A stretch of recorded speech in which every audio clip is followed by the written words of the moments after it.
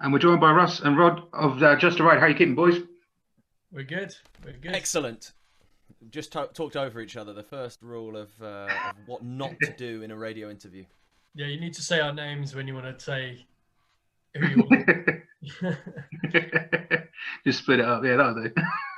Or I can put a hand up like we're in school. Yeah, right, it's good. Right, your turn, Russ.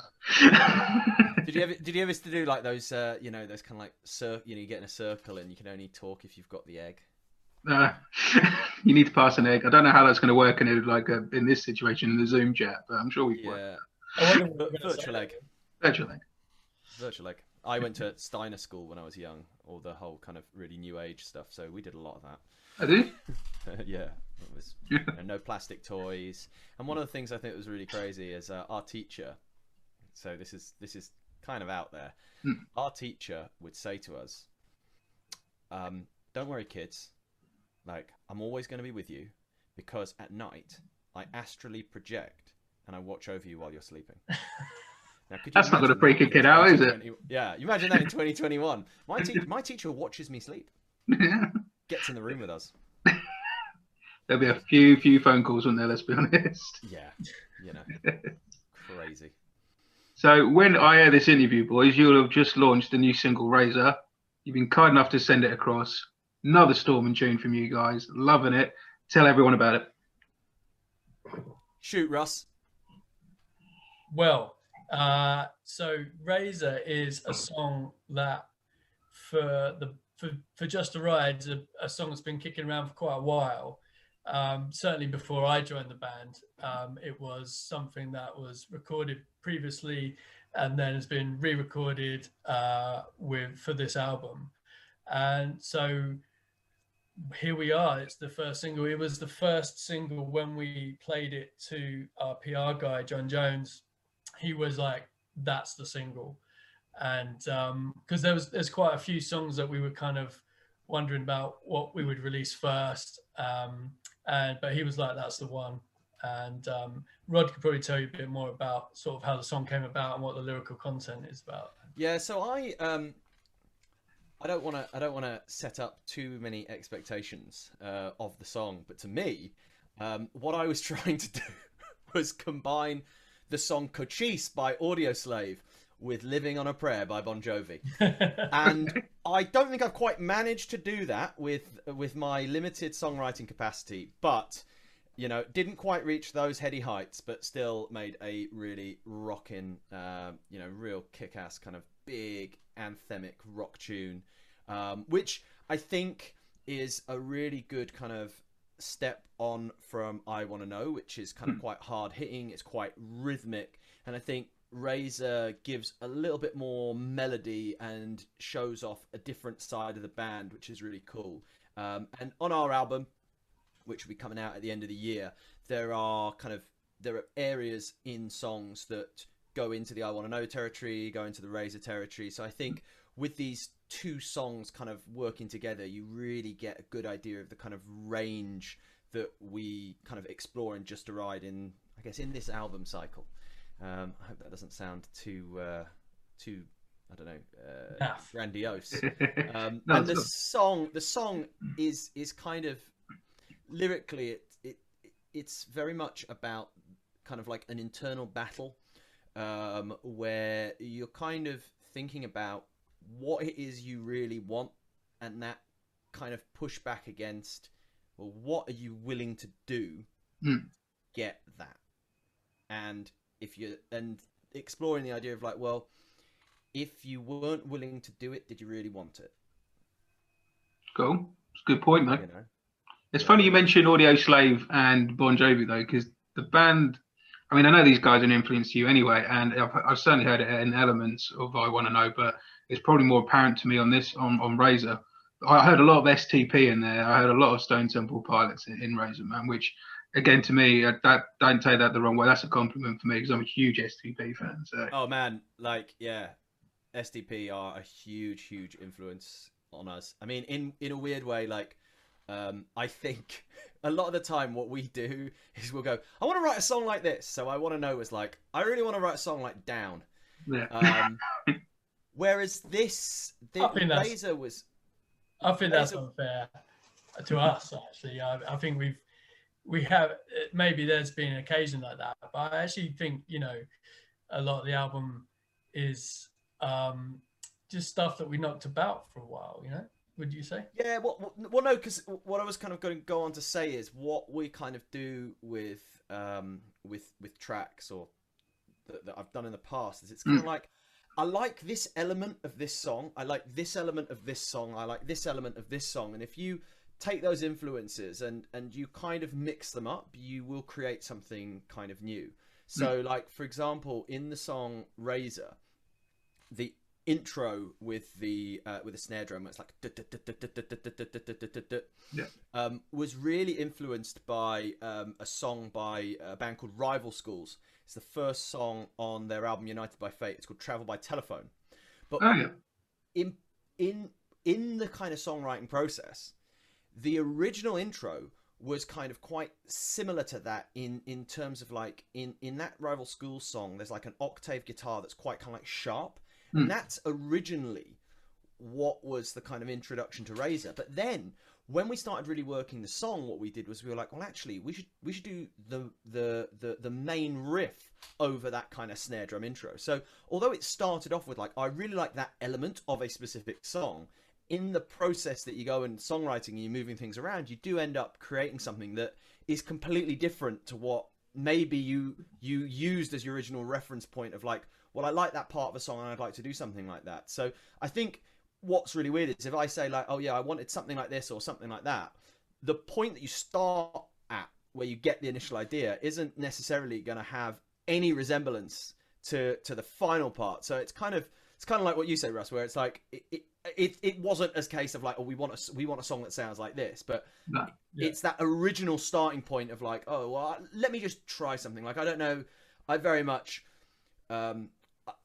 kind of, for me, I kind of, from a music standpoint, I started musically playing drums, so I think about I think about things quite rhythmically. So when I think about that in terms of songs, I very rarely go, I want to write a vocal bit like that. I'll think of like, I like that rhythm, I like that fill, I like that beat, and so to me, it might sound like oh, it's that song. But if it's just the drum beat and everything else is different, to me, I'm thinking, oh, it sounds like that song. But if you don't know that reference point, you know, it probably seems a bit weird. It's that thing, though, isn't it? It's like you say, you might have started on that point, but you know, individually, you guys have all got your own influences and your own aspects and where you're taking a viewpoint from. So it's all going to go into that melting pot, as it were, and come out with something. Although influenced by is ultimately a Just a Ride song at the end of the day. It's not a rip-off as such. It's just an amalgamation of everyone's influences and their standpoint on that. So. Yeah, absolutely. And I think even in the time I've been in the band, it's, you know, I've probably sort of said, oh, can we do this in 7/4 or 6/8 and stuff like that? Whereas I would say, Rod, it'd be fair to say, you said to me the other day, it's like, oh, we normally just go 4/4 straight off the bat. But my personal influences are much more Tool, Carnival, those kind of bands. So Carnival, you're a man speaking my language now, Russ. There you go. So I've kind of, my head, when I'm writing stuff, just, I don't think I'm going to write a riff in 7/4. It just seems to happen, or you know, that's the way it works for me. And a couple of those references to those bands probably have made it onto this album, even though I'm kind of late to the party, so to speak. Late to the party, but came with like a really good selection of booze. You know, you feel like the party's hit a peak. There's a ding dong at the door. You're like, oh, can't let another person in, and then they're like, look what I've got. And then the party really begins. Yeah. Didn't want to say. Yeah, you spend £32 in bargain booze. You know, you can really light it up. Hey, you got me in the band. So you still touch on it a little bit then. How did the band actually come together for people who don't know? So the band actually, it's really weird, has actually been together through as like a writing project for quite some time. Sorry, can I just interrupt? You're really quiet. It'd be better if you were a bit louder. Oh, hang on. Is that better? That's much better because it's going to be, you're going to be, obviously we'll cut this bit out. Probably. Yeah, and then just boost. That's the great thing about Zoom. Yeah. Yeah. So okay, let's go. So how the band came together. It's a bit of a funny one. So years and years and years ago, I used to be in a pop punk metal band called Violent Delight, and that was when I was very, very young.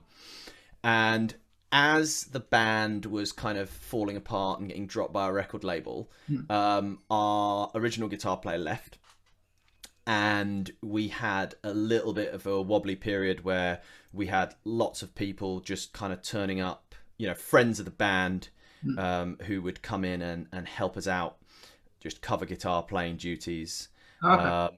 And eventually we found Drew, and Drew became the guitarist in the band. But then very shortly after that, we kind of started moving in two different directions within the band. And essentially the drummer and I and a friend had been working on some songs, and you know, other members of the band had been working on some songs, and we were just starting to pull apart, so we kind of decided to go our separate ways.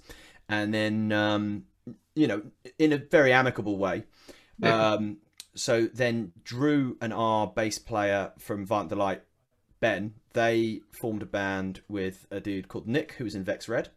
I think they're called Celador, and they went off and did that. And then myself and Ken, we started a pop punk band called Susie Hope, and you know, we both did our things, but because we all kind of, you know, we all remained friends and whatever, we all contacted each other and whatever, and I think we even played some gigs together as well. So it wasn't like oh, you don't talk to each other or anything like that, you know. We still did some like writing and stuff, whatever. But that was originally how I kind of met Drew. So Drew was kind of in Violent Delight probably for like 6 months, maybe did 3 or 4 gigs, and then we kind of called it quits and we went off. But because, again, like I said, there wasn't like an acrimonious split between the members. Drew ended up like kind of in the same circle, like same sort of friendship circles, and you know, we just kind of casually stayed in contact, and Drew had been was working with Ben. They worked at Rose Morris, the guitar shop in Denmark Street. And obviously, like, you know, I'm always into music, and I used to work around there. I used to live around there as well, so I always used to go in and see them and whatever. And you know, we would just, you know, I would obviously keep an eye out for them making music and all of that sort of stuff, which was great. And then probably, I don't know, 2014, 2015, around that sort of time. Yeah. I think I remember I just was like walking home, and I just got this message on my phone, like I think it was a Facebook message, and little did I know, Drew had a few to drink, and he was trying to get this project off the ground. I think, if I recall correctly, he had been originally part of the Inglorious setup. Yes. And something happened with management, because I think in the original Inglorious lineup, Drew was there, Cole, his cousin, was there with Nathan. I can't recall the names of the other guys, like, but something happened, and they decided that Drew wasn't the right guitar player for the band, and he kind of got, you know, he kind of got kind of left by the wayside. And then I think, you know, he was like, well, actually, you know, at the time, like, I really want to write my own music and stuff, and he was just starting this other project. So I didn't realize that this night Drew, I think, had a few to drink, and it later would tell me how just finding a singer was just tearing his hair out. So I just get this message from him. He's like, hey, I haven't spoken to you in ages, Rod. Why aren't you doing music? Do you want to sing on something? And I was walking home from the pub. I'd had a few to drink, and I'd always been perfect combination. I was just like, yeah, you know what? Yeah, why aren't I doing this? Like, and it's really, really weird, because it kind of been so long since I'd done the whole music thing that I'd actually got like a whole different group of friends, because I'd done Violent Delight when I was so young. You know, it's like kind of like 15 to 18. it was just really like my school friends who knew me as Rod, the guy who was in a band. Yeah. But after that all finished, I just kind of moved to London, and I had, you know, not new friends as in like I didn't see my old friends, but like I just had friends that just didn't see me as someone who like was into music but wasn't really a musician or anything or anything like that. And I always used to wind people up where, you know, you would go to see you go and see like open mics and stuff like that, and like the quality, for me, if somebody doesn't tune their guitar, it's like nails on a chalkboard. Yeah. And I'm just like, oh, what are you doing? And I would sometimes I'd let my, you know, my kind of guard down, and I'd be like, what is this person playing at? And people would turn around to me and went, well, you don't have the guts to get up in front of a load of people and sing, do you? And I would just yeah, okay, right, whatever. But in my head I was like, yeah, I do actually, I would, you know, just getting the old kind of like, you know, frontman bravado back. Yeah. And I must have obviously, I think I must have had an episode similar to that quite recently at that time. So I was like, yeah, I can do this. Yeah, I can do this. So Drew just sent me over some tracks and said, sing on it. And it was really funny because I played the tracks to my wife, and she was like, oh, that is way too heavy for you. Because the music I'd done previously was like pop punk. And then I'd kind of gone into writing more just kind of like typical kind of pop songs. Okay. So she was like, no, this is, how's it going to work? She couldn't imagine what I was going to write that would, you know, like when I say like typical kind of pop songs, like my kind of thing that I was trying to write like was like Fountains of Wayne, you know, that kind of very eclectic, lots of different styles, but all based on kind of pop sensibilities. So I think the first track that Drew sent me was like a finished kind of, like, there's a noticeable like beginning, middle, and an end and whatever, and it's actually a track that is almost unchanged from its original structure, and it's going to be on our album called Standing Here.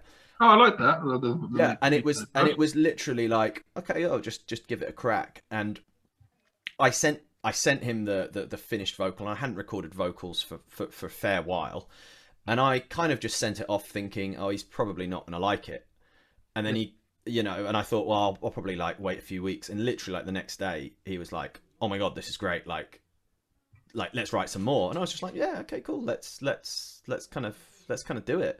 And so we probably just were writing with each other for maybe about 9 months, to be honest. And then we got to a point, and oh, sorry, there was also another guy in the band, a guy called Eddie Hoffman, who was the original bass player, but he, a few years in, for kind of like family reasons, he had to move back to Brazil, which is where he was from. So obviously, you know, that kind of put the hold on things a little bit. But yeah, so there was basically me, Drew, and Eddie were writing these songs, and then we started looking for a drummer. Eventually found Alex, and then we played a few gigs. Then I moved to Holland for a year, which kind of slowed up the band a little bit. But actually, you'll remember this, Russ, because the way we met Russ was Russ was the director of the video for I Want to Know. And I had flown in from Holland to film the video. I mean, I was working in Holland. I had a place in London as well, so I was coming back with them. I was probably coming back every month. But actually, that video shoot was really awesome because I felt like a proper rock star because I flew in from Holland after doing some meeting that had overrun. I flew in from Holland and I did the video shoot in the evening, and then I got up really early in the morning because one of our really good friends was getting married in Paris the next day. So I flew from Amsterdam into Gatwick, went and filmed the music video, got like 3 hours sleep, and then went to Heathrow, and then flew to Paris, and then flew back to Amsterdam that night. The night of the wedding. So I was like, wow, yeah, it's jet set lifestyle. And stuff that, mate. But yeah, I was flagging at the end of the wedding. But yeah, in the other part of that story, didn't you forget your passport or lose your passport or something? Yes, I did. Oh my goodness, yeah. When I was coming out of the plane, my passport must have dropped out of my back pocket on the plane. Yeah. And I was probably, because I think was I texting you or I was texting Drew going, I'm here, but I'm not sure if I can get through border control. And I'd had like a train or something I was going to get, and eventually I managed to get through. They did find my passport, but it took like a couple of hours or something like that, and I ended up just having to get a cab. From I think it was from Gatwick to the video shoot, which was, you know, an unexpected cost, but it was worth it. It was worth it. It was a great video. And we wouldn't have met Russ if we hadn't done the video. So it's like, it's kind of fate. So then, so it weirdly enough, the band kind of, even while I was in Holland, I was flying back to do gigs and stuff like that. I was very fortunate in that, you know, I had like work kind of allowed for backwards and forwards travel. So it was great. But then after I kind of came back, Eddie unfortunately had to go back to Brazil. And it was, I'm trying to think, was I still in London when we got in contact? I'll tell you what happened. It was, so how I got involved was, I got a phone call from you when I was on holiday. It must have been August 2019, I guess. Yeah. Yeah. And you wanted a video for your work or something like that. So I was like, yeah, cool. We'll hook up when I'm back. By the way, what's going on with the band? And you were like, well, we haven't got a bass player, so we haven't been able to do anything. Eddie had to go back to Brazil. And I was like, hello. Remember me, you know? So I was like, you know, I loved I Want to Know. When I heard it, I was like a lot of people that have heard the track, they're just like, this is awesome. Yeah. I really wanted to be involved, and I just, you know, made a massive song and dance about getting involved. And, you know, 6 weeks after I got back, we were in London in a rehearsal room, and I was playing with the guys, you know. But what was really kind of interesting about that situation for me is that although it was sort of an audition for me, we were there like most of the day. It was almost like a reunion for those guys as well, because they hadn't seen each other in so long. And they were catching up, and, you know, just really kind of reconnecting, really. And I was like, it was more about that than it was me auditioning, I felt at times. And then it's just rolled on from there, really. It's been we've come a long way, really. And can I tell you a funny story about poor Russ and the Brighton Concord 2? So we played a gig. So our drummer Alex, he was the drummer in the UK Foo Fighters, who are a really, really good. I've seen that. I saw Alex in the Foo. Oh man, they are good. Like, I'm glad you said that, actually, because I'd seen the UK Foo Fighters and I wasn't sure if it was or if I was at it, you know, my mind was playing tricks. So I'm glad you've confirmed that for me. Yeah, I mean, unfortunately, he's no longer in the band. You know, Dave and Taylor had some beef, but that's nothing to do with me. But yeah, so we supported the UK Foo Fighters. Because you know what, they play long shows or whatever, but and it's actually more depending on the venue and what the venues want to do or whatever. And we were lucky enough to get down to support them at Concord 2. And like everyone knows, UK Foos have a really, really, you know, they've got a really great reputation. They've got a really, really big following, loyal following. And, you know, so for us, it was, you know, you play pretty much a full house, which is amazing, especially for a tribute band. You know, that's something. Yeah.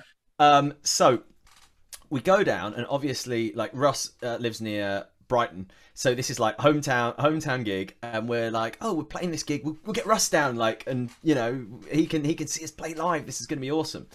And we're playing through the show, and we want to close with I Want to Know, because like it's our, you know, it's like our big song, and like, you know, it's really cool, and we want to be special.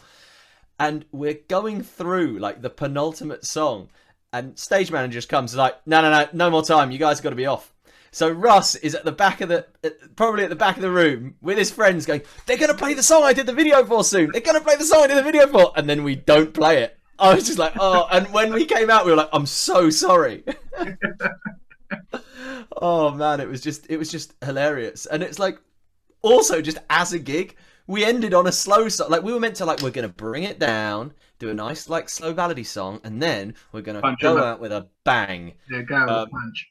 And yeah, we just kind of went out in a bit of a damp squib in the end, unfortunately.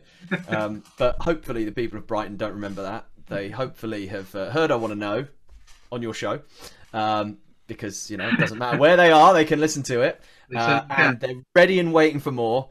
And we will make up. This new single will be our apology to all the people in that room.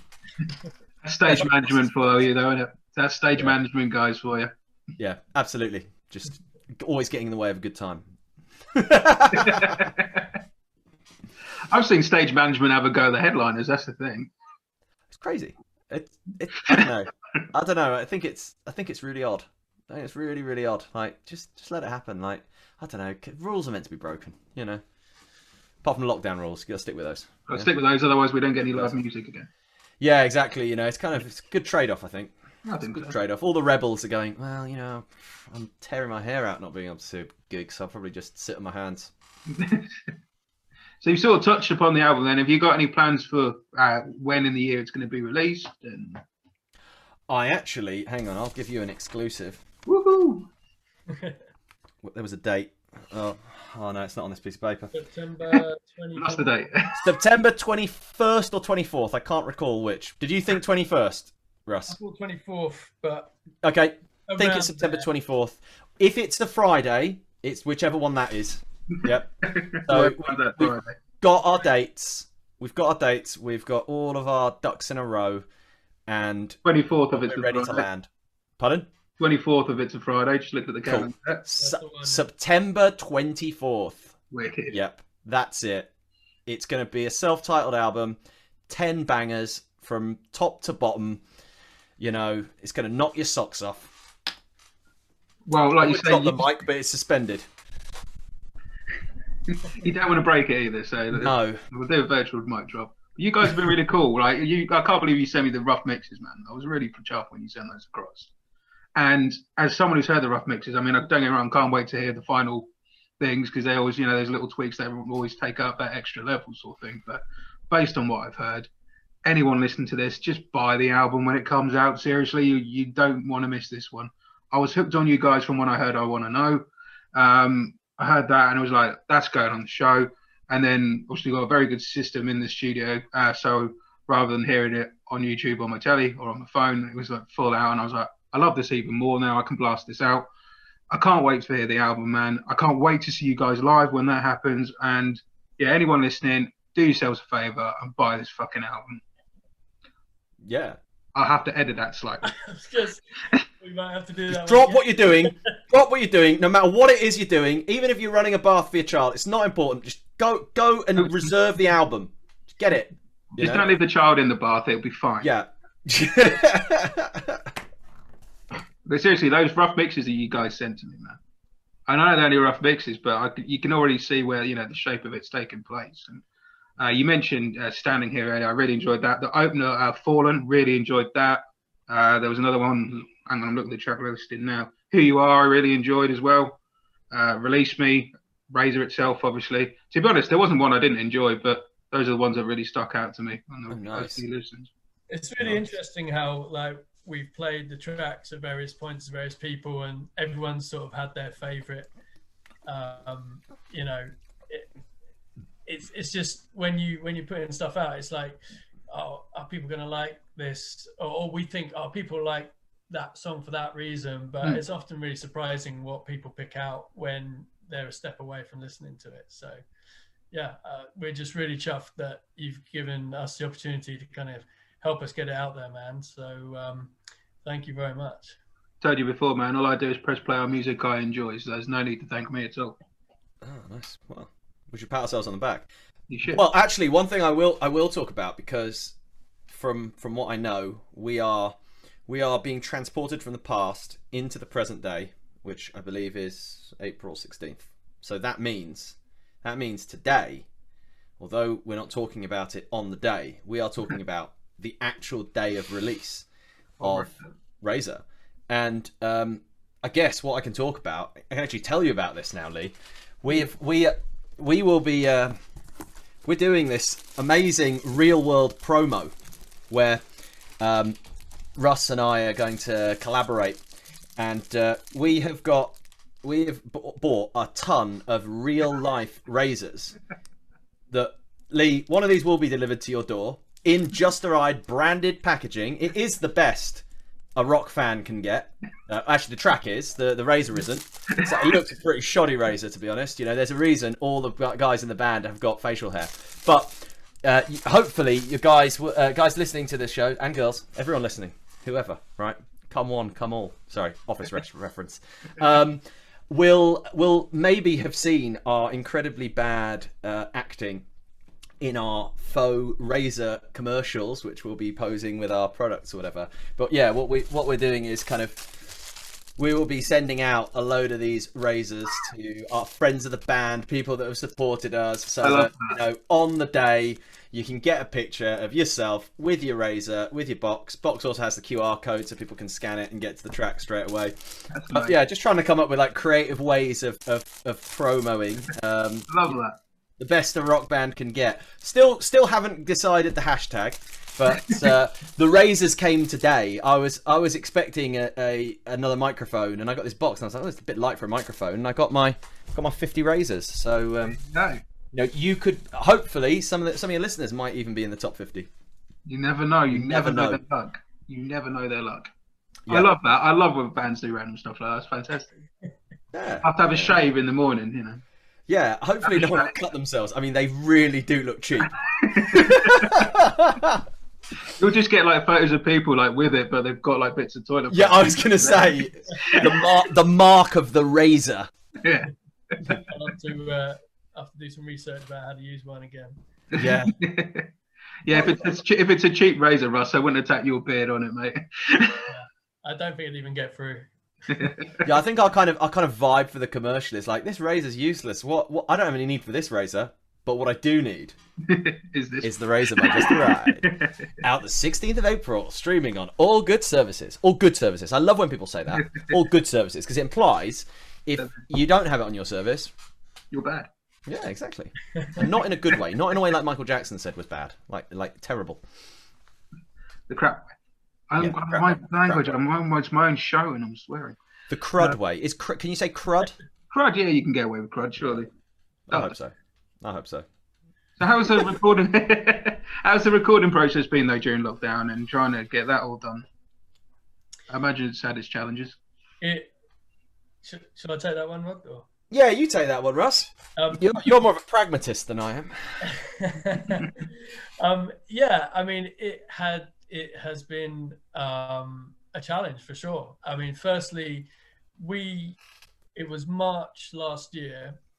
We were up in Nottingham and rehearsing for the day, as we do. We sort of, that's where Rod lives, so that's where we kind of congregate. We're all spread out, so we have to congregate somewhere. Sometimes it's London, but it was Nottingham this occasion.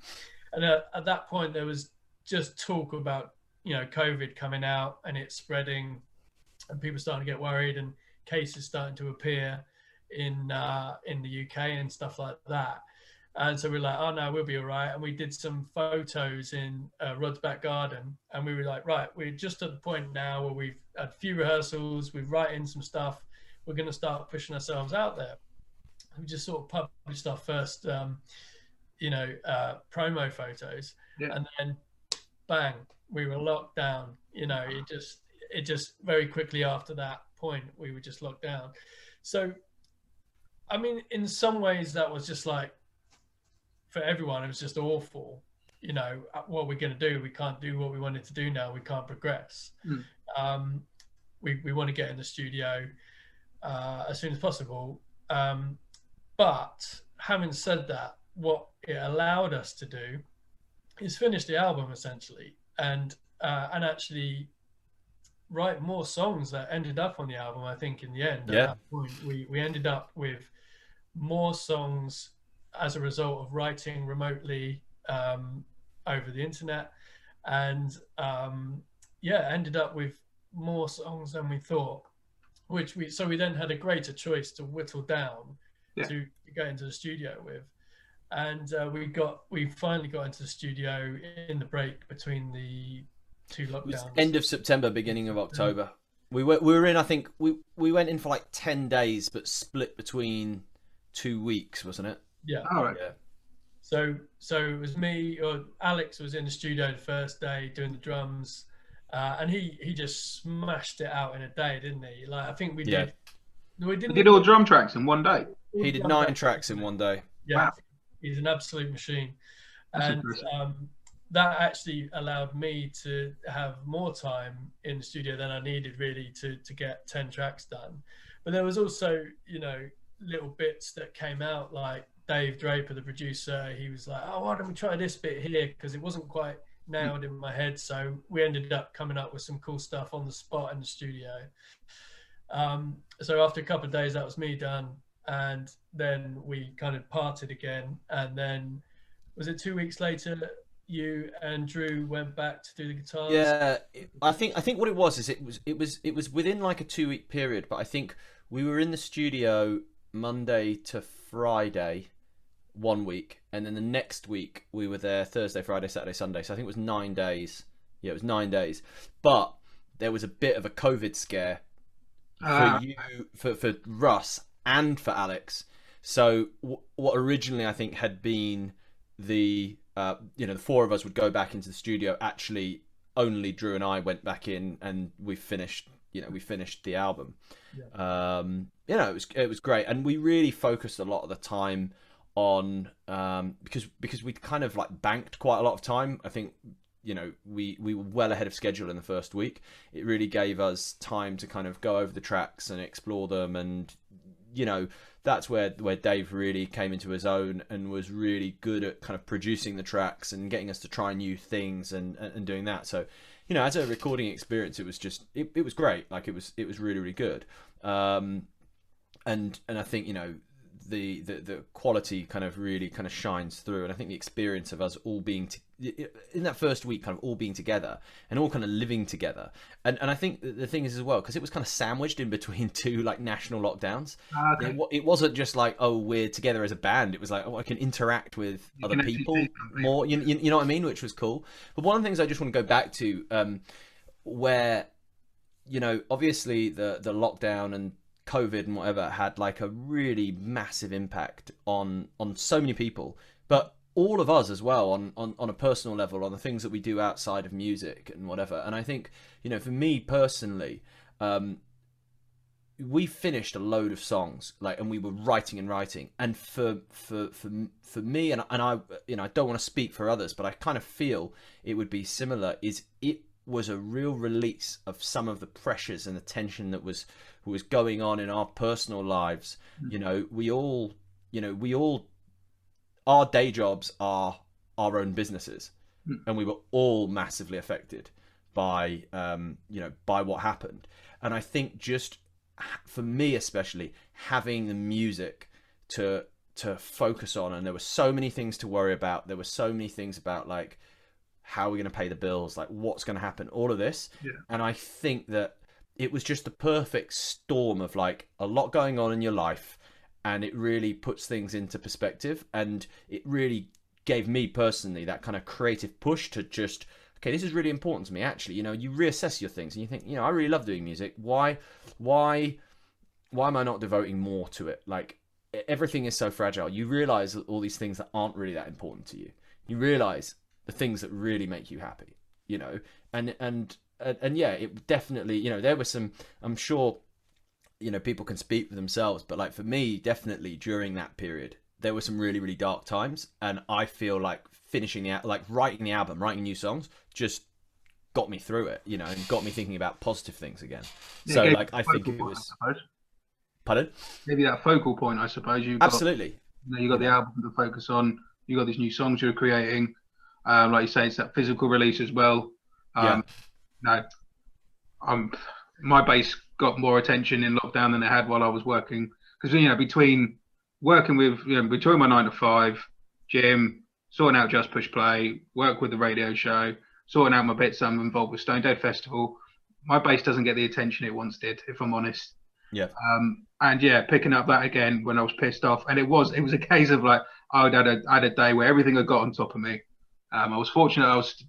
I was working from home and stuff, but not going to the gym and not doing my martial arts had a massive impact on my mental health, which obviously got to the thing. And I thought, what did I do before when I was pissed off? When I was an angry teenager, what did I do? I picked up my bass. So that's it. Bass came out. The problem was my fingers thought they could still play. My fingers knew where they wanted to be, but my brain wouldn't get them there quick enough. But I had to snap the rust off a bit. A couple of weeks of doing that, and I'm now making the time to do that again. And it is, I'm not in a band or anything at the minute. It is just for me again. But I'm going to make the plans to do that and making the time for that. And Jo was happy because I left her alone in her art studio while I did it. Nice. He just kept shouting down the stairs, "Lee, that's not how you play Schism. Playing that too slow." I've only been playing again. Leave me alone. I'm not Justin Chancellor. I'll get there eventually. But no, I think Rod made a good point actually. I remember him talking about it before, that situation where I don't think the word he used at the time was galvanized, and I think the time galvanized Just a Ride to just crack on. We couldn't gig, so we couldn't think about that. Drew's a professional musician. He literally, his world just went boom, and it allowed me and Drew to kind of get on Zoom and write, and I'd send him riffs and he would build them into demos, and then he programmed drums, and so we'd get those guitars down, get the drums down, and a track would be built, and then it was over to Rod would record the vocals remotely, and then suddenly we had demos, and it was like, well, now we can choose to put that song in there rather than that song that we had before. So we got more choice now. So although it was hard, it really did, I think, cemented us as a band as well.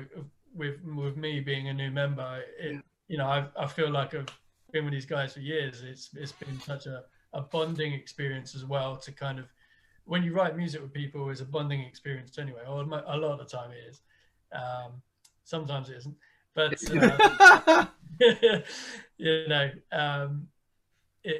just been great. And I think once this crap is all behind us, we're going to be a better band for it.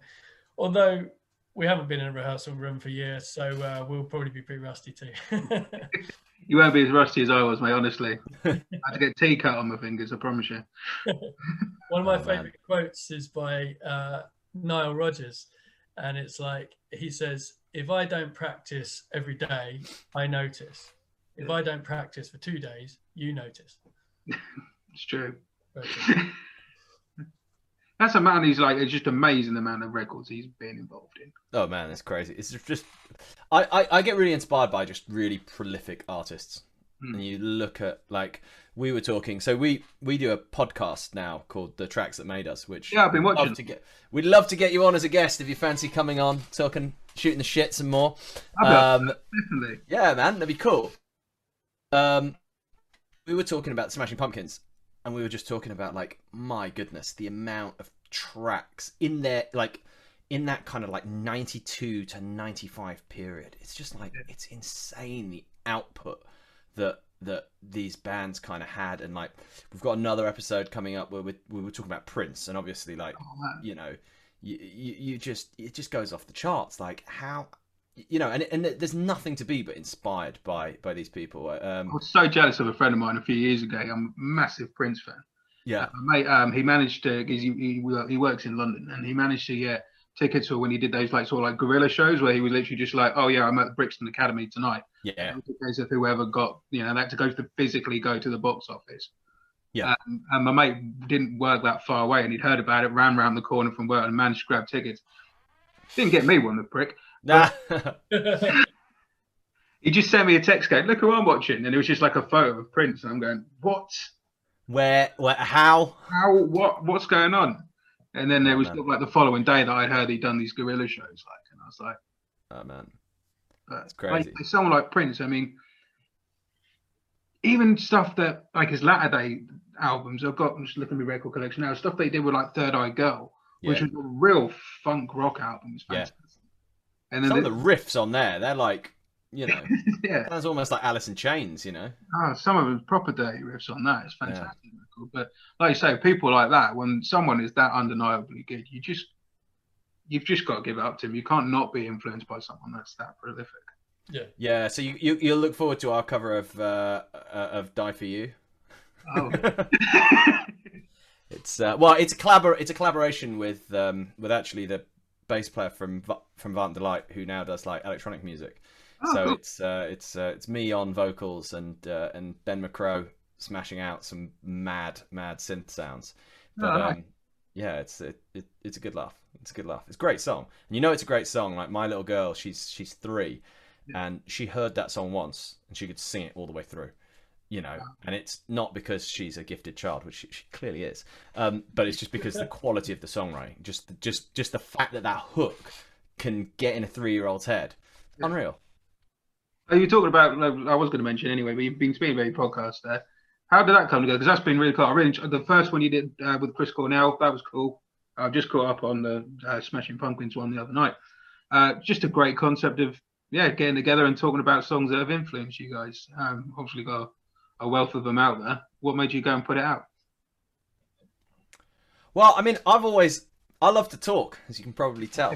And I've always thought, do you know what? It's not just my friends and family that need to listen to me. I've really got engaging things to say.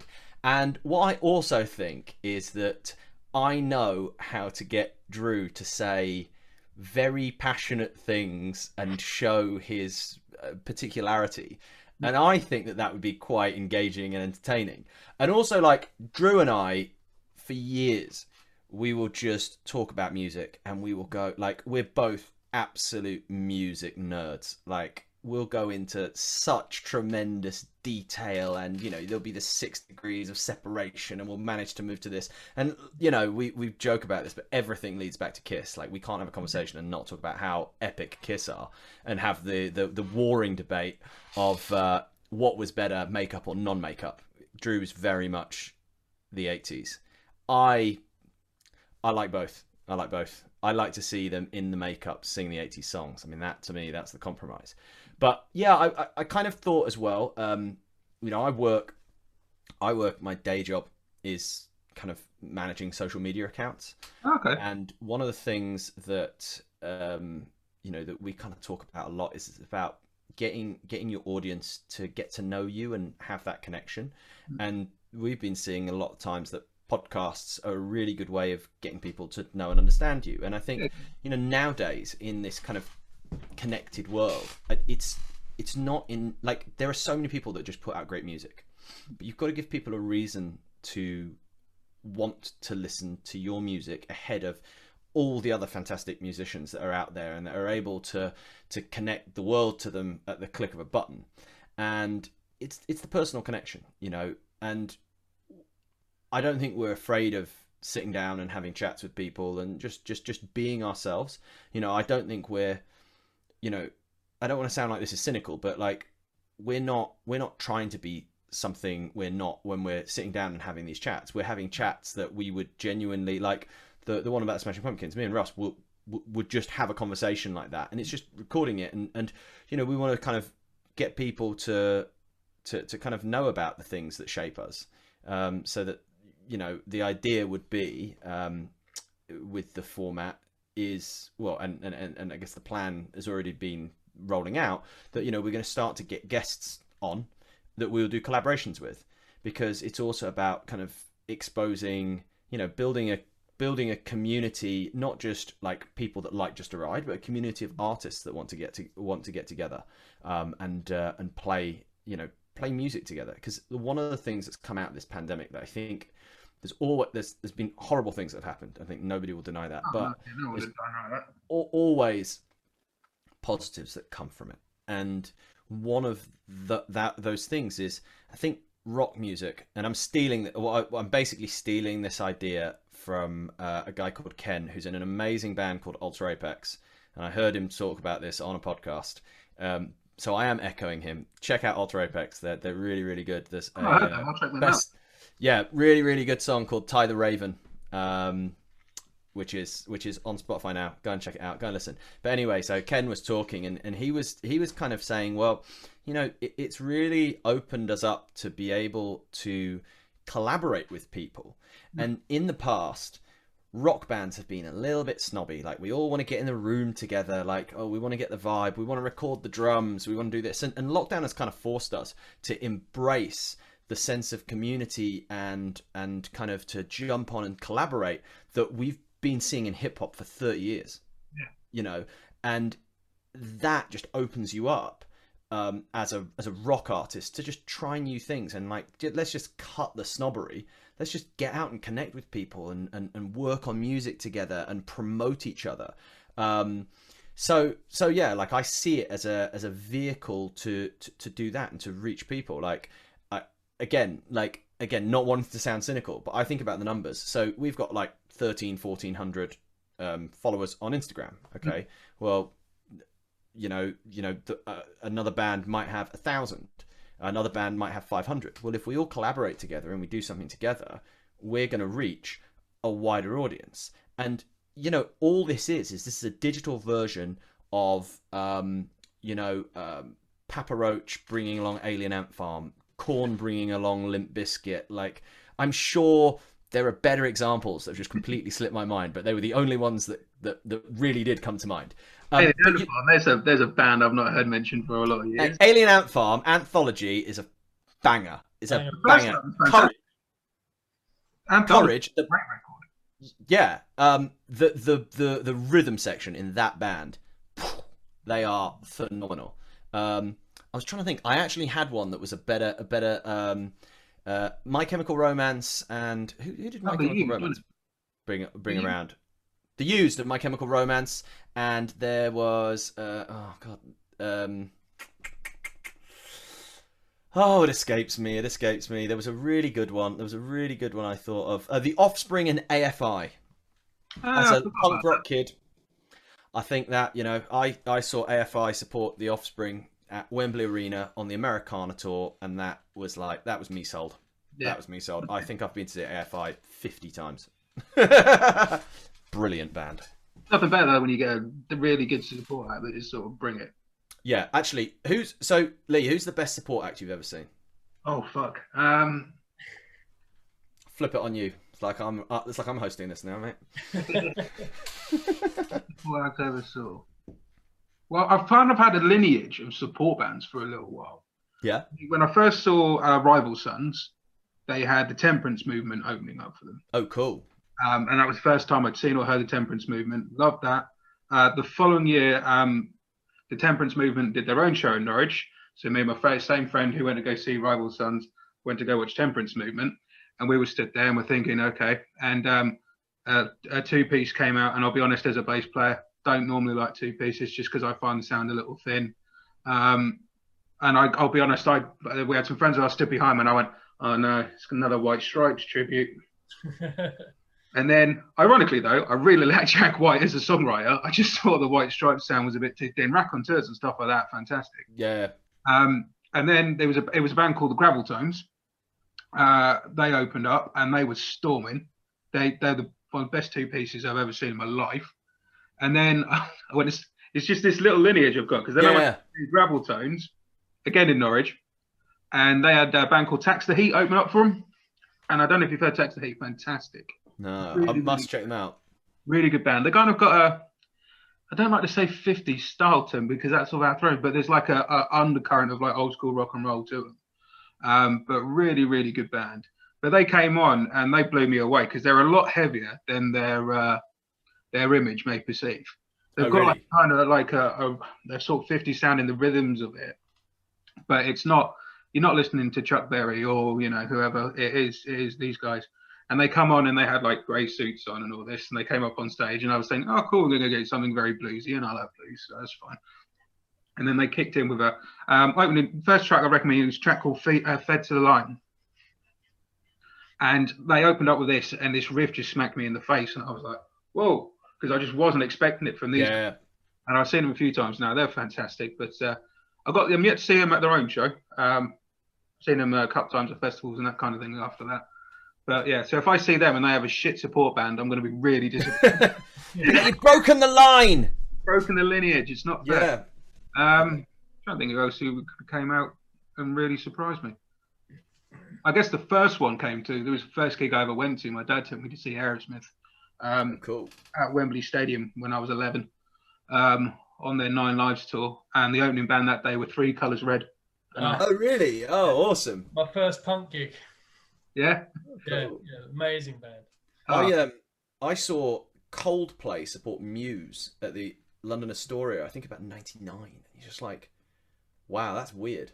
That's a weird combination. You wouldn't think that they would be on together. But the best support band I ever saw changed my life.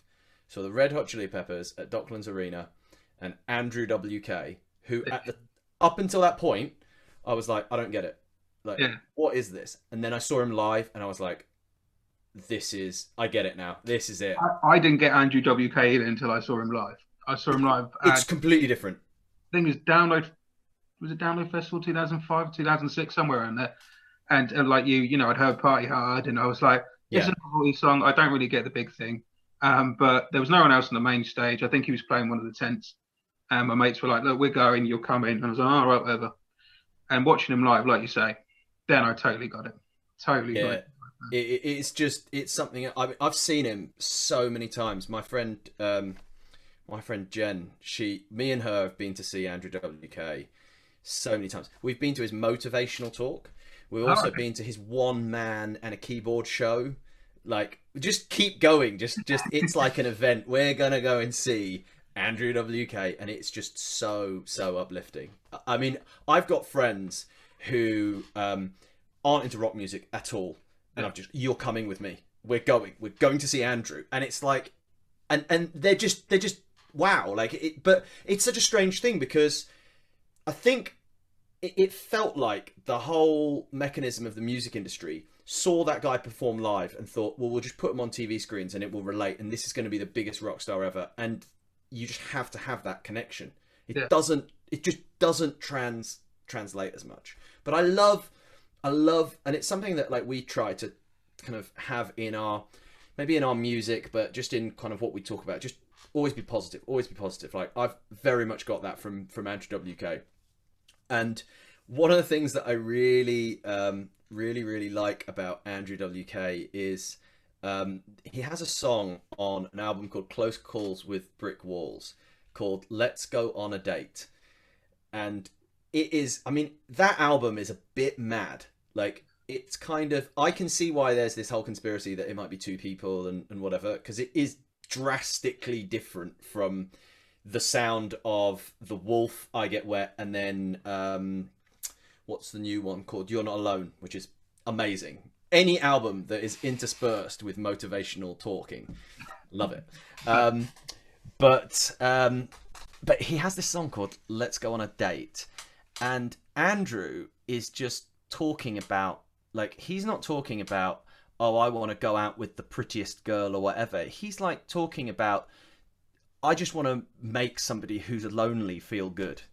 You know, like, I want to find somebody who nobody else is noticing, and, you know, I'm going to take them out and let them know that, you know, people can care about them and whatever. And I just think, oh, it's such a lovely message, you know. It's just brilliant, you know. There's so much kind of negativity, you know, just that really simple, like party message. Like, there is a real depth to what he talks about. Like, he's a really good, like, podcast guest as well. Like, there's a really good podcast.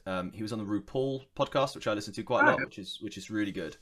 And it's a really interesting episode where they kind of like, and it's really interesting as well because, like, RuPaul probably knows of him through kind of New York City connections, but probably not as like a recording artist so much. So there's this kind of sort of strange naivety about some of the questions that RuPaul asks about, like, being in a rock band or whatever. But yeah, Andrew is a very good talker and very good storyteller, and just comes up with some really interesting kind of, I guess, interesting views on how you interpret things and how you always can find a positive. But it's a really good conversation. Sorry, Rod. What's that? Sorry. Whose podcast was that on again? Sorry. RuPaul. You know RuPaul from RuPaul's Drag Race. Yeah, I'm writing it down because I've got The Office to myself tomorrow. I'm putting that on. Yeah, it's really good. It's it's a conversation with him, RuPaul, and I think Michelle Visage is on there as well. But it's really good. Like, it's an interesting one. It's cool. I do like it when you get like random mixes at gigs as well, though. Like when I went to see the Chili Peppers at Hyde Park, we didn't even know who the main support act was. It was just special guests, and it was James Brown. Oh wow! Yeah, they had a real poor opening act. The band that opened were called Chicks on Speed or something. They were awful. They came on. I would say drummer, but all she had was a bass drum that she was kicking it and any kind of indeterminate thing. Didn't seem to be any rhythmical aspect to it whatsoever. They had a bass player with one bass string and a kind of sort of Twiggy Ramirez type thing. I thought you were going to say one leg for a second. And that didn't seem to be tuned in either direction on any of the strings. A violinist instead of a guitarist who was just kind of doing almost like a 4-year-old screeching, just learning to play I don't know what was going on. And then the vocalist, and I use that term incredibly loosely, and I won't say singer, but they said one lyric and then had like the microphone fed into like a loop pedal, and then they just stood there letting the loop pedal repeat the lyric over and over again. We'll put it this way. They won some sort of contest. Support the Red Hot Chili Peppers at Hyde Park. Something happened. Some backhander went going. I remember they had 2 days at Hyde Park, the Saturday and the Sunday. Me and my dad went on the Sunday, and we'd basically heard rumours because a couple of my friends had been on the Saturday, and had basically texted me saying, "Don't get down too early because this opening act is shit." And we were like, whatever, and we got in, and it was awful. And put it this way, I think they were supposed to have like 40 minutes on stage, and they got bottled off within 10 minutes. Like just as soon as it was horrendous. And normally when people's bottling a band, I kind of like that you don't, you might not like them, but leave them alone, let them do that. But this, I was just like, you just go for it, just get them off. It was just like completely bizarre. I was just stood there going, I don't even know what's going on. But anyway, they left, and the little the guy running promoter, whoever it was, came out and said, look, the main supporters agreed to come out and do a longer set. And we were all sort of like, don't care who it is, it's going to be better than that. Doesn't matter, it's all good. And there were sort of rumours had been going around because they didn't put like James Brown on the ticket or anything. Yeah. It's like just plus special guest. And there's rumours have been going. I mean, it's 2004, so it's like before social media and stuff. Yeah. So you're kind of relying on word of mouth a bit. And there's this rumour going around that it's James Brown. And I'm sort of where I was like 16, and I'm there sort of like with my dad and his friends, and they were sort of going, well, James Brown could fill out Hyde Park on his own. Like, why would he be supporting? Like, that doesn't make any sense. And then sure enough, the band comes on, and they're all there in the suits with the JB on the lapel, and we're like, it is actually James Brown. And he was like 70 then, and he was amazing. Absolutely amazing. Man's a beast. I think everybody got a little bit more concerned when he did the fake heart attack thing, but you know. James Brown, I'll tell you what, something. Have you ever seen it's probably late 80s, early 90s, James Brown interview on CNN? No. Where he's high as a kite. Oh my goodness. Was that the one where he's like visibly sweating? Yes. But go back and listen to it again and listen to the content. And, when people turn around and they say, oh, it was a different world back then. It really, really was, right? So the context of the interview is he is being asked, right? And he's being asked by a female anchor about allegations that he beat his wife with a metal bar. And he goes, I don't want to talk about that. and then he just starts singing. So he's basically been accused of assault and battery. And then he goes, this is a man's world. Could you imagine if that happened in this day and age? And he's like, I want to talk about it. And he's like, I want to talk about my tour. And she's like, so James, tell us about your tour. I'm like, what's going on? What's going on? And sorry, I just want to say, I think he hit her with a metal bar, and then she got in a car, drove away, and he fired shots at the car. And it's like, this is the news story. Like, you don't let him talk about his tour. Like, this is insane. Well, he just starts shouting his song names. Yeah, it's amazing. Is it Coming to America? I'm going to watch this again. I mean, the next time somebody gets into trouble for saying the wrong thing, and it seriously couldn't be as serious as what James Brown is being accused of doing. I don't know. Yeah. I'm pretty sure he did actually do some time for that, so I think I can talk about that without, if he didn't, I apologise to the estate and whatever. But, like, could you imagine if Justin Bieber was accused of something like that, and then just halfway through he went, Despacito! Like, you'd be like, what is going on? It's like operating in a different plane of reality. But yeah, things were different then, and I think they're definitely better now. I'm just going to say that. I think James Brown should have been held to account for what he did. I think that's fair. Yeah. In that case, still made great music. Yes. Can't take that away. No, but cannot take that away. But probably made some terrible life choices. There's plenty of them out there. Yeah, true. Plenty of artists who make great. Anyway, let's not go into that. That's a wormhole. Yeah. So, going back on to you boys, what are your plans for the rest of the year other than the album? Shoot, Russ.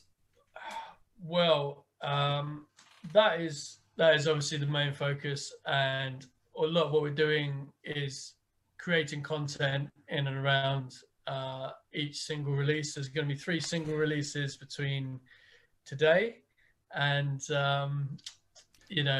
September when the album drops. So 3 singles. On the 3rd single, that's when the album's going to drop.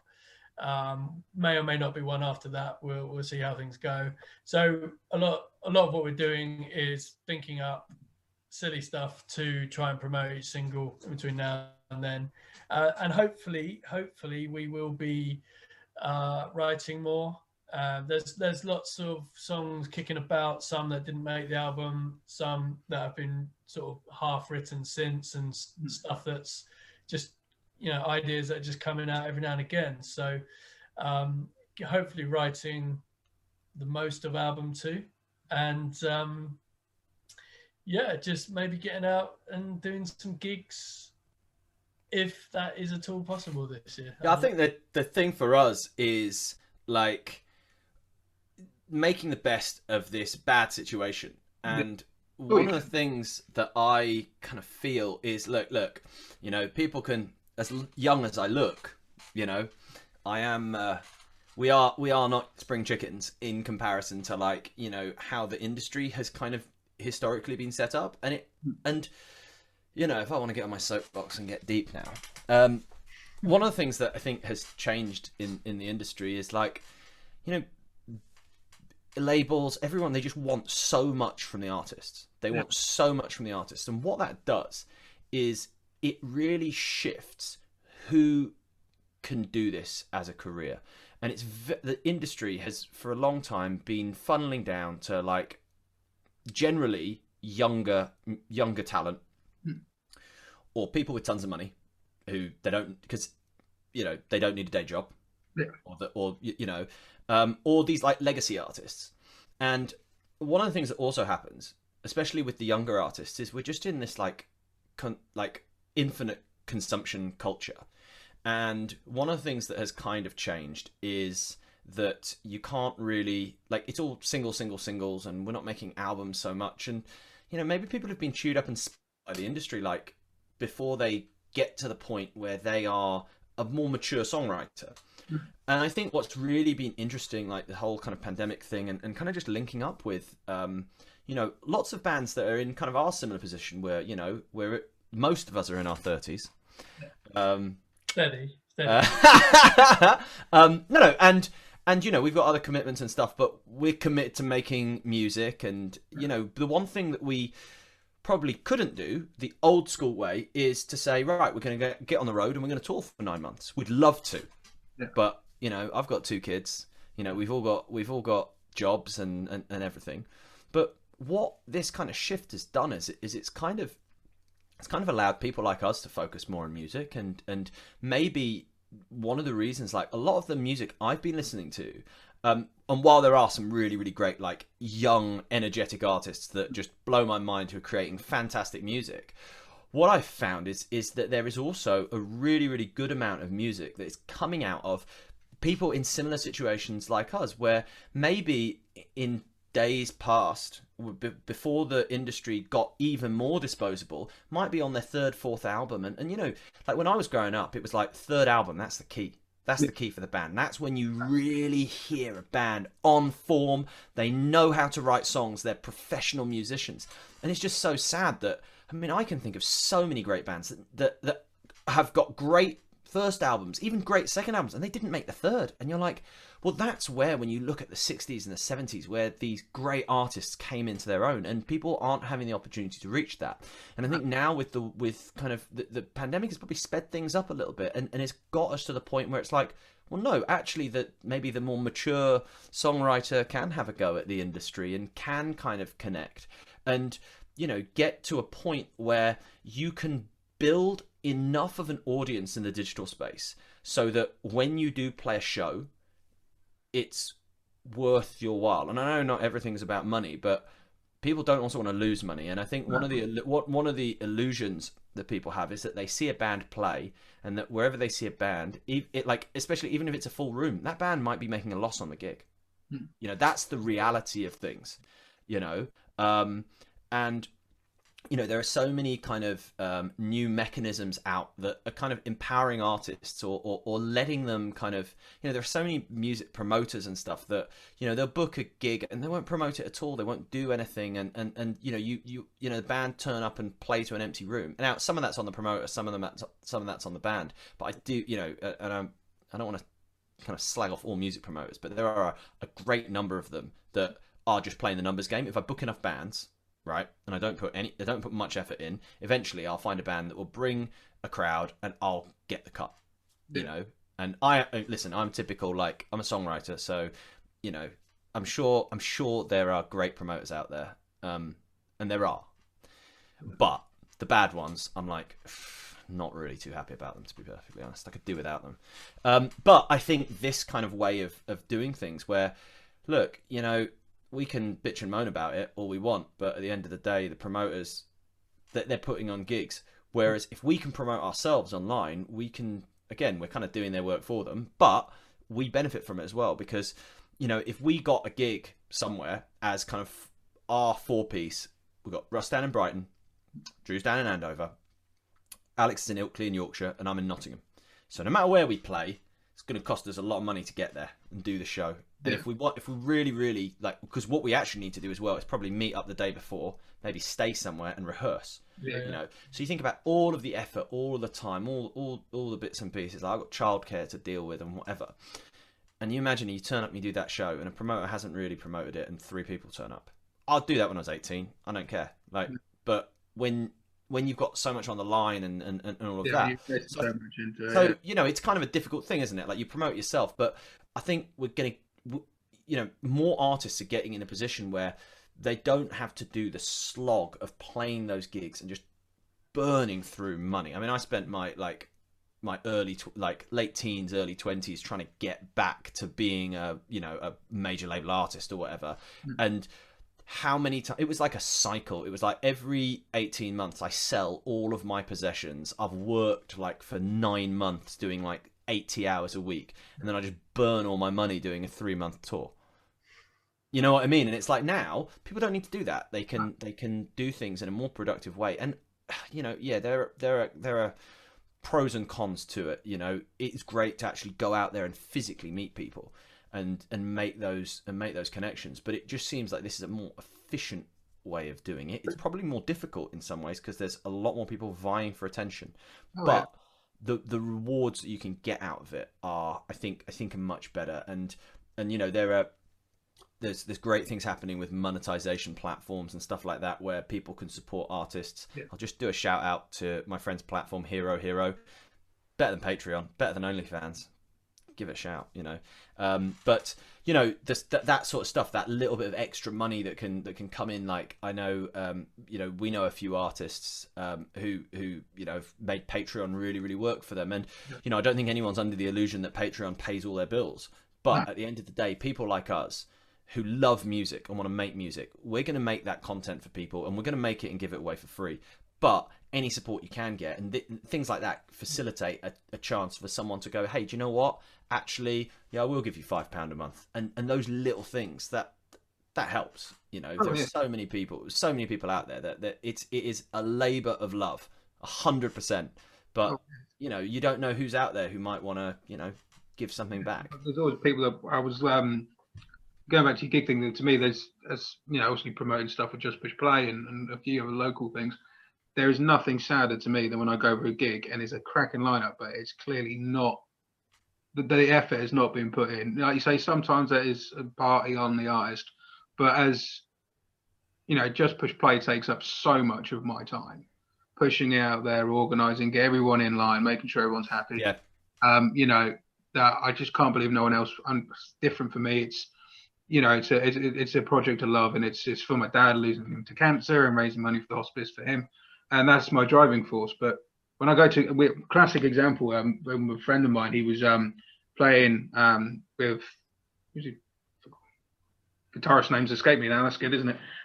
But he was playing this show, and he had some great bands on the bill. King were headlining. They had Bad Touch on there, Hollister. It was a great lineup. And he said to me, "Oh, we're playing in Leicester. Do you fancy coming down?" And there was a storming lineup. I thought, great, yeah, that sounds awesome. And I thought, why have I not heard of this gig? And I thought, well, it's in Leicester. Maybe it hasn't quite trickled down, you know, East Anglia, and maybe it's okay. So I met up with Jack, and me and Joe went, my wife, and we went up to Leicester, and we got up there the night before because we had to travel, and we found this rock pub, and we were sort of, look, you know, there's no flyers on the bar for this thing. There's nothing. And I'm just like, right, okay. And guys sort of chatting to him on the bar, and he's going, oh yeah, well, because he got to know his locals sort of and all that, and he's going, oh, I've not seen you in here before, mate. And well, he's a nice guy, just having a chat. And me and Joe, oh no, we've come up for this show at Leicester Rock, the Leisure Centre. He went, oh, I don't know anything about that. And I'm like, oh, you got like King playing, Bad Touch, blah blah. And he's going, oh, I like King. When's that? And I'm like, that's tomorrow night. He went, oh, and I've sort of got it on my Facebook, like, oh, hang on, mate, let's get my phone out. And I'm like, that's it. And he's like, oh, brilliant, hang on, I'll write that down. And we saw him there the next day. And the reason we saw him there was because there was hardly anyone in this, and it was a great thing. They used an old leisure centre that was sort of turned into a thing, and they put a stage in it, and it was a great setup on that side of things. But we were sort of looking around, and in a place that probably could have held around 800 people, maybe there was 100, 150. Yeah. And it was just like. But this is the thing. Like, I remember we did a band called Susie Hope, and we were like, you know, the typical like living in a splitter van for 3 months. You know, like proper. I think that was the most depressed I've ever been in my life, to be honest. I proper snapped at a gig in Barnsley. That was a low point. But anyway, the thing that got me is we had actually invested in like press packs and stuff, and we sent them to every venue. It was like we sent a package with like stickers, posters, because I was, you know, I'm a bit of a control freak, and it's like, if you like, I very much run on the idea, right?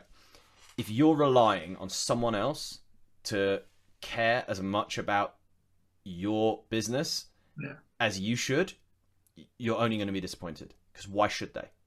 You know, it's great when you meet people that do, but if you run with the expectation that they're not, you will get pleasantly surprised. So we'd kind of already thought, you know, there are bad promoters, but if we've gone to the point where we've gone, okay, cool, this is like, this is your package, you're getting this, you're getting this, you're getting this, you're getting this. And for a completely kind of unsigned, self-financed band, when you're doing like, I don't know, like a 40-date tour, you imagine how much just the postage was quite expensive. Yeah, you know what I mean? And we were kids who were doing this. And I mean, that's where it really got me. It was like 5 nights in a row that you see that envelope hasn't even been opened. And you're just like, why are we here? Yeah, why have we bothered? You know, and you're just like, and that's the kind of disconnect, you know, that is really difficult. I think I'm sure lots and lots of artists have kind of felt that, you know, even though you're trying your hardest, like unless you could have got there the day before and done it yourself, like, you know, but again, that is the real positive of kind of like, there are, don't get me wrong, there's millions of negatives to social media. I mean, it can be a bit of a hole sometimes, but one of the big positives is if you make those connections in those towns, and that's something that we didn't have, like in 2000, and even in 2004, you didn't have that ability to, if you didn't know someone in Chesterfield and you were playing a gig there, unless you got there the day before and did all the work, you know, there's not really much you can do. Whereas nowadays, like, you can connect with people, you can make meaningful connections with them, you can talk to them, you can, like I said, you know, podcast, people feel like they know you. I mean, I love podcasting. I listen to loads of podcasts, and like the ones I regularly listen to, I've never met these people, but I feel like I know them. You know, and to someone on a more personal side, though, isn't it? Podcast. Absolutely, and you know, the concept of, like, I just imagine me as a teenager thinking I could send a message to Billy Joe Armstrong and he might respond. Just like, you know, the other day, I don't know if you saw, I think you might have seen, Drew, his idol guitar playing is Nuno Betancourt. Yeah. And he sent Nuno a video, and Nuno posted it on Shredder Saturday. And like, Drew was just... That's not true, actually. Oh, was it? It was a video that Drew did showing how to play the solo about 3 years ago. And Nuno Betancourt decided to obviously scour the archives, and then he he discovered Drew's video because Drew had obviously tagged him or whatever. Drew didn't actually send it directly to him, which is all about this situation. Oh wow! Nuno Betancourt wrote this amazing appraisal of Drew's playing, saying actually he would played it better than himself. So yeah, sorry to interrupt, but yeah, you know, but it's just that idea that you could connect. Like, if I was 13 years old and like you could say, well, I could send Billy Joe Armstrong a message and he could message me back, like, that's crazy. Now, it's very unlikely that it's going to happen to every kid, but the fact that that possibility is out there, there's that. And if you're wise kids, what you do is you send, not kids, I don't want to go there, no, sorry. If you're wise, you know, music enthusiasts, you know, you send messages to bands like Just a Ride, who have the time to say hi. Because actually, that is the old school way. The old school way, when I was doing music with VD, when we were on the label, it's a street team. You know, the street team. They're kids in the area that, like, they get free tickets to gigs. They meet the bands, and those people ended up, you know, being the people who maybe ran your message board or ran the fan club and became close to the band. I mean, some of them even ended up like guitar techs and bits and pieces like that. Like, it's just like a modern way of doing those things. But what it does, I guess, it kind of democratizes it a little bit like that, because it was very much like, you know, you had to be in there early days, whereas now it's like people can constantly get in contact and you know, have those kind of meaningful connections, and you know, people can get to know the artists. And you know, I think the future of where it goes, especially with like a lot of these like paywall-y kind of things where they start to build community and you have interaction and whatever, I kind of see it more as like fans are going to collaborate with bands in the future. You know, there's going to be facilities, like, of course it's a two-way relationship, and I think, you know, a lot of the times, you know, people that support, you know, the support can come in many ways, but that community can actually help influence, let's say, the direction the band is going to go in, you know, rather than, I don't know why this one comes to my mind, but like U2, when they did the album Pop, maybe if they had been able to speak to their audience, they might not have had such an ill-received record, which I think is a great record, by the way. I quite like Pop by U2, but I do know the fan base didn't really take to it that well. But you know, and then I guess you could get into all these kind of weird debates about, well, you know, is the artist then really being the artist, or are they just trying to please people? I think like when an artist does, there's certain artists out there who, don't get me wrong, you've got your AC/DCs and your Motorheads and that kind of, those kind of artists where they've got a sound and that's the sound, and no one wants them to deviate from it, and they don't, and that's their thing, and they're brilliant at it, and we all love them for it. But to me, when you get an artist like we spoke about Prince earlier, I'm a huge David Bowie fan. On the more modern side, on the prog side of things, bands that are like guys like Stephen Wilson, huge Gary Newman fan as well, and all that sort of artists who have like constantly evolved and constantly changed and gone down and tried other avenues of music and gone in other directions, and I've never made the same album twice. It always astounds me when they get one album and a portion of their fans go, that's not for me, which is fine. You can go, I didn't like that record. That's not a problem. Everyone's got their own tastes. That's cool. Yeah. But I found a standard when you like an artist who's constantly evolved, constantly changed, constantly gone down other avenues, explored, that you go, oh, well, they're not doing what they did before now because they didn't like it. Yeah. Like, they're still doing what they did. It's just you didn't like that avenue. And like Stephen Wilson's recently released his Future Bites album, which has had a lot of, it's a fantastic record. He's gone very much more electronic on it. There's less guitars, there's more synths and stuff on it. It's a brilliant album, really is. I adore Stephen Wilson. And yeah, I'm lucky I'm the one who enjoyed it, but there's so many fans I've noticed on this so-called fan page who are slating him, going, oh, what's he gone and done this for? He's not being true to himself. And you're thinking, the guy's never made the same album twice. He's always had this elements of synths and keys in his music. Yeah. He's exploring that more. And it just astounds me when the fans say, oh, the artist isn't being true to themselves. And you think, well, most artists, don't get me wrong, there are cases where artists do sell out. But most artists, all they ever want to do is write what comes from within. I don't know if have you heard Sia, the new Smashing Pumpkins album? I haven't, no. Oh, I like anything that Smashing Pumpkins do, so I'm probably biased. But that's kind of quite an interesting one. So when that was about to come out, Billy Corgan did some sort of announcement. And he was kind of talking about, like, there are kind of sounds within the Smashing Pumpkins.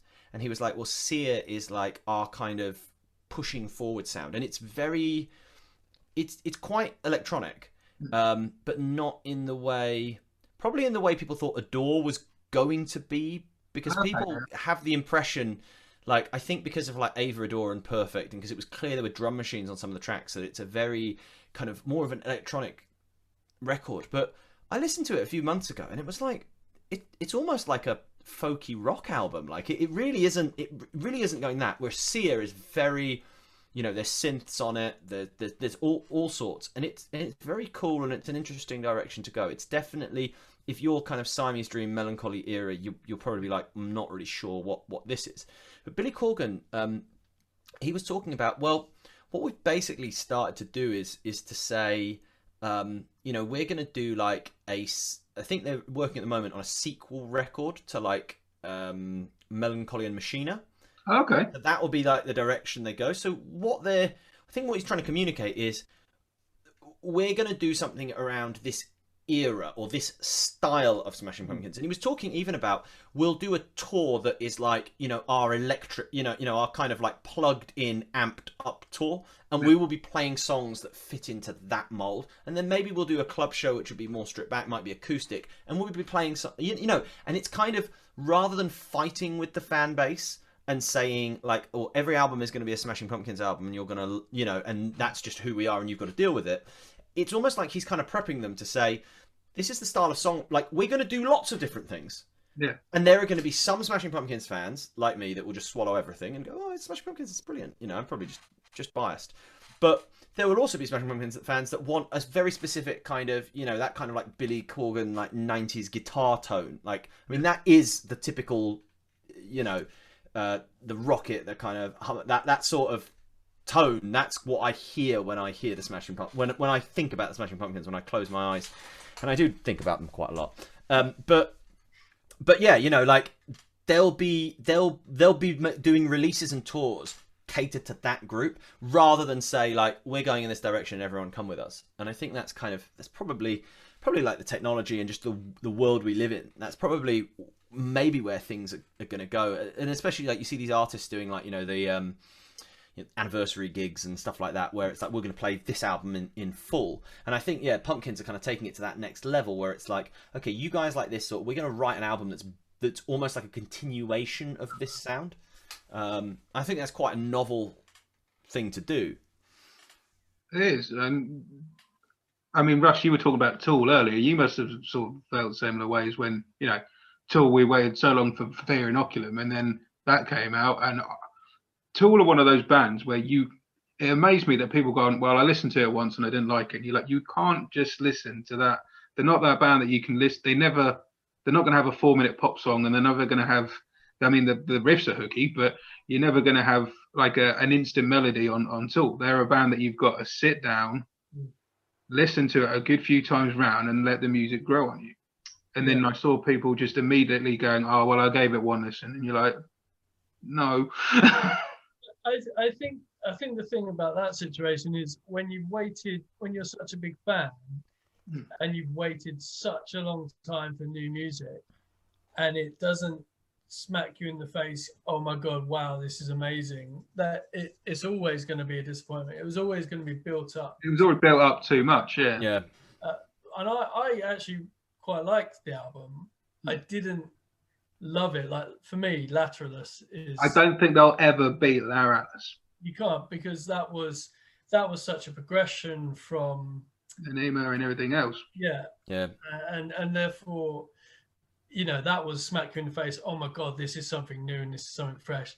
10,000 Days, it was more of the same. Pure Inoculum, still more of the same, really. But the thing that I was disappointed by with Fear Inoculum was the filler stuff in between each track. Amazing tracks on there, but I just want to skip those things. And you know, that it just felt like a bit of padding that didn't need to be there, really. But yeah, you know, going back to what we were saying, like, for me, one of the annoying things about the internet is, well, the good thing about the internet, as well, Rod's saying, is that you can put stuff out there and people can really feel like they know you through the content that you're putting out there. And you're like, wow, I've got this connection with the artist. The downside of that is people think that they know you. Yeah. and they criticize openly and they put you down. And the fact of the matter is, any single musician or artist who has got to the point where they've put music out there that's well produced, they've put their heart and soul and blood and guts and God knows what into that. And for it to be shredded instantly online by, quite frankly, arrogant people that think they know the artist better than the artist knows themselves, really, it for me saddens me quite a lot. And it's such a shame. No, it is. That's almost Ayn Rand there. That is like, you know, who are these small people that that, you know, why you know, it's what's that thing she says where it's like the smallest man will take down the greatest of accomplishments. You know what I mean? Like, who are you to criticize this, you know, somebody that's, you know, what have you done? But it's always easier to do that. I don't know. I was very much, you know, I was really young when I did the first band, and one of the things that I really took out of it, that some really good advice that was given to me when I was getting down about bad reviews, and I think it was our tour manager Tim. He said to me, "You don't seem super happy when you get the good reviews," and I said, "Yeah, well, you know, maybe, I don't know, was it really that we were good, or are they just trying to suck up to us, or like, you know, I didn't feel we did well, or you know." But he said, but then you get really upset when the reviews are bad. Like, you know, the best thing to do is just to say you're putting it out there, and if you're only going to listen to the bad reviews, that's bad. If you're only going to listen to the good reviews, that's bad. Best thing to do is just to not really, you know, it's just someone's opinion. Yeah. It really doesn't matter. You know, probably the line I would draw is when people are insulting you. You know what I mean? Like, you know, and I mean, it's a delicate thing. It's a difficult line to draw. That's when someone's made it, though. Yeah, no, but you know, but like if someone's like you can say that you don't think a band is very good without personally insulting someone. Yeah, there's a fine line between saying that's not for me and saying he's a shit guitarist, he can't sing. Yeah. Crap. You know, there's plenty of bands out there that are not my cup of tea. That you know, there's no disrespect to any artist, because any artist is doing what they want to do for themselves. And there's plenty of bands out there that, you know, I listen to and I go, that ain't for me. But when people get that sort of angry, and you're entitled to go, that's that album, that song, that band, or even that sort of genre of music isn't for me.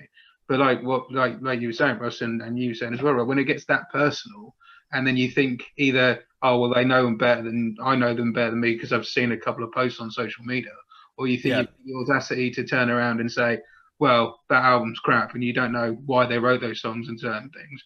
I mean, there's been songs that I haven't particularly liked until I've heard them live. Yeah.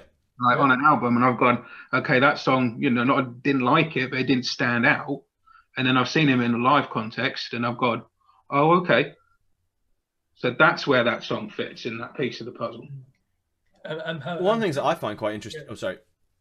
So I was going to say, bands, you might think, oh, you've heard them, on a record or on the radio or whatever, but then you see them live, and it's like they've got a different sound, they've got a different energy. Definitely. It's a very different experience. I think as well, sometimes like when you, and again, this is probably like one of the benefits of like of kind of the world we live in today, where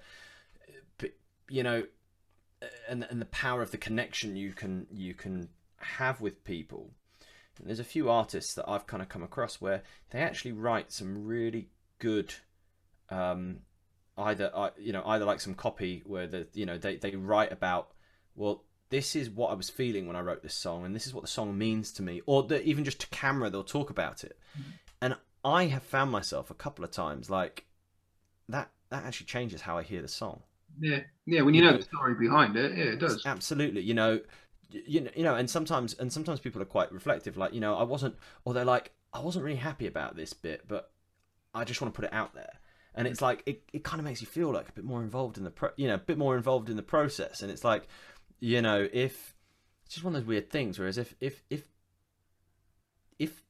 you listen to something and maybe it's not your cup of tea, or it just genuinely isn't very good, your initial thought is probably that, the person who makes this thinks it's great, when maybe they don't. Maybe it's like, well, I'm just putting something out there that's kind of work in progress, and maybe I'm just putting the feelers out just to see what it is.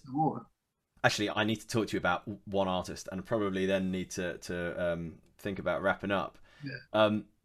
There's this dude on Instagram, and I think his name is Pollux, right? And it is just amazing. I think it could be some kind of avant-garde art project that I've stumbled across, or it's someone who is just operating on a different realm. But the music and the content this guy puts out, it just connects with me. Yeah. It's just, I like weird things. It's quite weird. And he's filmed, what was this called? It's called Life is But a Moment. And he's filmed this music video as if you would have all the motifs of a high budget music video. So he's got props and like all the shots that you might expect of like a really high budget video, but he's basically doing it by himself with no budget. And it's like, you can see there's this creativity in this guy, and I don't know if it's ironic or not, but I can't stop watching. He's done a cover of I'm Still Standing by Elton John, which I thoroughly enjoyed. I follow him, and what's really weird, and this is where like the social media thing is, I send him messages, and when he sends it back, I feel like I'm speaking to someone famous, and it's a guy with like 8 followers. It's amazing. But he deserves to be famous, because I think he's brilliant. Like, listen to his song, all the trappings of like what like a big like high budget music director would do, and like the hooks and stuff, but it's just not quite there. But that's what I love about it. I'm gonna have to check this guy out. Check him out. You will be, I don't know, it's weird, and it's a bit Spinal Tap. It's just so cool, and I love it. And I think it's because I see a bit of like Andrew WK in him. All positivity messages. His social media looks slick as anything. But yeah, I'm not sure if I'm being played a trick on, but I don't really care, because I'm enjoying it. I think he is as well. That's all that matters, as long as the others are enjoying it. Right, dudes, this has been an absolute pleasure. Really. Oh, mate, great to chat, and we'd love to get you on Tracks That Made Us. Oh, definitely up for that, guys. Right, obviously at the beginning of this interview, we're going to play Razor, with it being the new song when this airs out. what song of O would you like us to air the interview out on? So we got a special treat for everybody. We've got a song from our album. It's called Start Over. It's a bit of a banger. It's got some awesome riffs. It's one of the first songs we actually wrote with Russ, so I think it's quite fitting that we're going to listen to this. If you like it, maybe it'll be a single. So Start Over by Just a Ride. Cheers, dudes. It's been an absolute pleasure. See you soon. Thanks. Cheers. Amazing. Thank you. Rock. Perfect.